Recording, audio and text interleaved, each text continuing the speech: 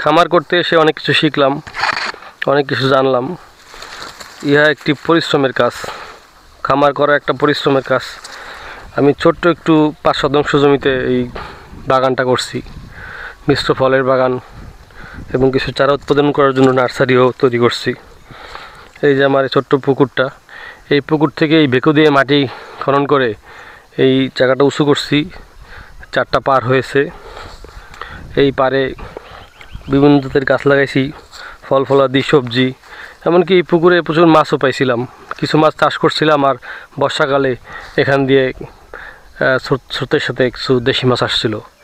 সেই দেশি মাছের একটা প্রজনন কেন্দ্র বলা যায় এই পুকুরটা হয়েছিল, কিন্তু কিছু চোর স্যাঁচোররা আমাকে সফল হতে দেয় নাই।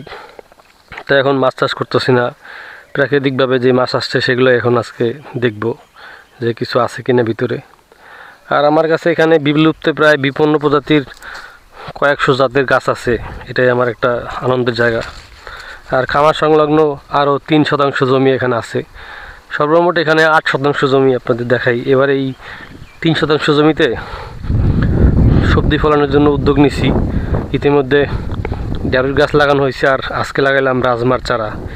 যদিও রাজমা এখন সিজন না, তারপর আমি পরীক্ষামূলকভাবে কিছু চারা সংগ্রহ করে লাগাইছি। আর এই যে দেখেন ঢেঁড়স, এই যে ঢেঁড়স। আব্বা আর আম্মা পরিশ্রম করে এখানে প্রচুর ঢেঁড়সের চারা লাগাইছে। আশা করা যায় বৃষ্টি বদলা ঠিক মতন হইলে এখানে প্রচুর ঢেঁড়স হবে। এই যে হাত আইল, মানে জমির আইল, ওই যে একটা আইল, আর ও যে আমার 5 শতাংশ, আর এখানে 3 শতাংশ। তো আমি চাইলে এই পুরা 8 শতাংশ জমিতেই বাগান করতে পারি, এবং ওইটাই করব। যেহেতু 2 বছর হয়ে গেছে, একটা ম্যাচিউরড হয়ে গেছে খামারটা, তো চারপাশে সিমেন্টের বেড়া দিব, কংক্রিট স্ল্যাব দিয়ে। আর একটা ছোট্ট কুঁড়ে ঘরও বানাবো কাঠের। এখানে সোলার সিস্টেম, তারপর সিকিউরিটি সিস্টেম, টিউবওয়েলের ব্যবস্থা, পানি সেচ, প্ল্যান পরিকল্পনা আছে অনেক কিছুই করার। কিন্তু ঢাকার পেশাগত জীবনে এত ব্যস্ত থাকি যে সময় হয় না। দেখুন কি সুন্দর পাট ক্ষেত, কি সুন্দর পাট হয়েছে। আর এই যে আমার খামার, এই যে আমার একটু একটু স্বপ্ন। গতকালকে এখানে কিছু গাছ কেটে ফেলছি, কলা গাছ। এটা ছিল বিচি কলা, যে কলা কোনো মিষ্টি না, খেতেও মজা না, তাই কলা গাছগুলো উপরে ফেলছি। এরকম অনেক কলা গাছ আছে আমার খামারে যেগুলো কোনো কাজের না, তাই এগুলো আমি আস্তে আস্তে করে সরাই ফেলতেছি। অল্প একটু জায়গা হইলেও গাছগাছালি প্রচুর প্রচুর গাছ আছে এখানে।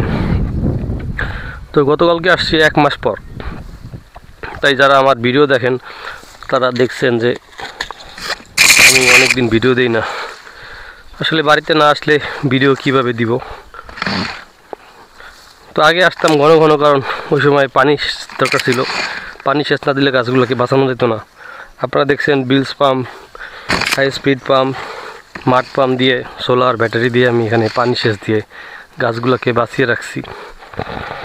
তো এবার দ্বিতীয়বারের মতন কফি গাছে ফুল আসছে।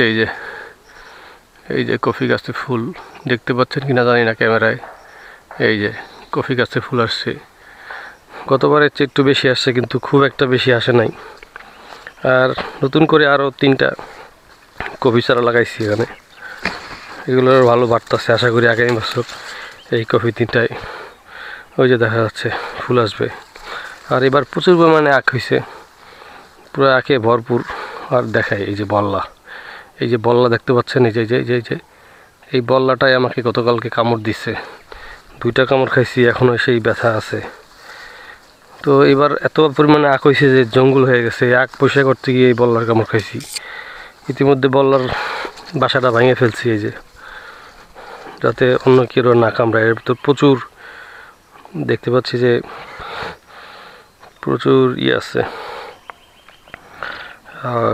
বাচ্চা আছে।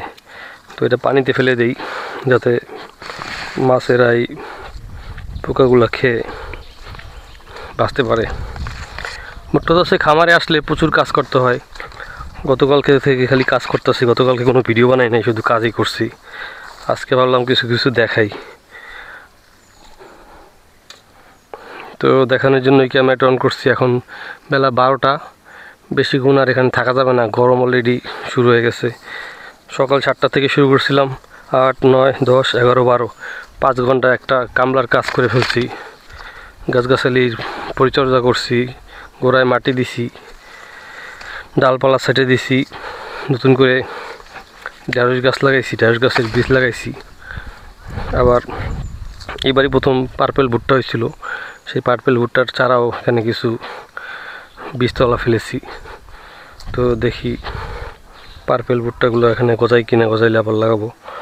আর একটা জিনিস দেখাই, এই প্রথম আমি ওলকচু গাছ লাগাইয়া চারা পেলাম।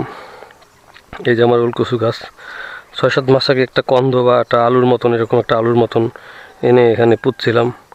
তো দিন 15 আগে এটা নাকি গজাইছে, আমার আম্মা বললো। আজকে এসে আমি দেখলাম যে সুন্দর হয়েছে, 2টা গাছ হয়েছে। তো যদি আগামীতে এর থেকে সফলতা পাই আরও চাষ করব। আর পালুনিয়া গাছের কথা বললে আলহামদুলিল্লাহ বলতে হবে সবার আগে, কারণ কি সুন্দর পালুনিয়া গাছের শেকড় থেকে আরও চারা হয়েছে। এই যে কত 30 ফিট 40 ফিট লম্বা হয়ে গেছে। তার বিভিন্ন জায়গায় পালুনিয়ার চারা গজাইতেছে, এই যে গজাচ্ছে। নতুন করেও চারা বানানোর উদ্যোগ নিচ্ছি।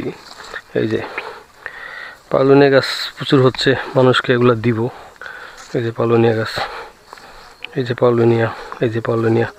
আর বাঁশ গাছের আপডেট যদি দেখাই, আলহামদুলিল্লাহ প্রত্যেকটা বাঁশ গাছের গোড়া থেকেই চারা বের হচ্ছে, প্রত্যেকটা থেকেই চারা বের হচ্ছে। এই যে এমন বাঁশ গাছগুলো খুব ভালো হয়েছে। একটা বেত আছে, বেতটাও।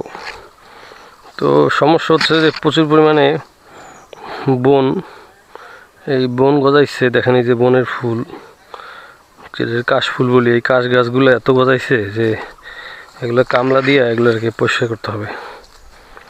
এটা হচ্ছে যে হাড় জোড়া গাছ, হাড় জোড়া গাছ। এখানে দেখতে পাচ্ছি গোলমরিচ গাছ। আর এটা হচ্ছে আলু বোখারা, 4টা আছে, কিন্তু এখনও ফলন আসলো না। দেখি আর কিছুদিন কতদিনে ফলন আসে। তো এবার অনেক কাজ করছি, কিন্তু দেখাইতে পারি না এই ভিডিওতে, কারণ একা ক্যামেরা পরিচালনা করব নাকি আপনাদের দেখাবো। আমার গাছের কাঁচকলা এখন হারভেস্ট করব। ও বলে নেই, গতকালকে কিছু আখ হারভেস্ট করছিলাম, মোটামুটি খাওয়ার উপযোগী হয়েছে। আর আজকে নিব হচ্ছে এই উলট কম্বলের ডাট, যেটাতে আমি শরবত খাই। আমার কাছে এটা খুবই ভালো লাগে। প্রচুর ডাট সংগ্রহ করে নিয়ে যাবো আগামী 1 মাসের জন্য, কারণ ঈদ ছাড়া আসা হবে না, আল্লাহ যদি বাঁচায়। তো আপনারা ভালো থাকেন। আবার ঈদের সময় যদি আসতে পারি 20-25 দিন পর, তো আপনাদের দেখাবো। ধন্যবাদ। আসসালামু আলাইকুম।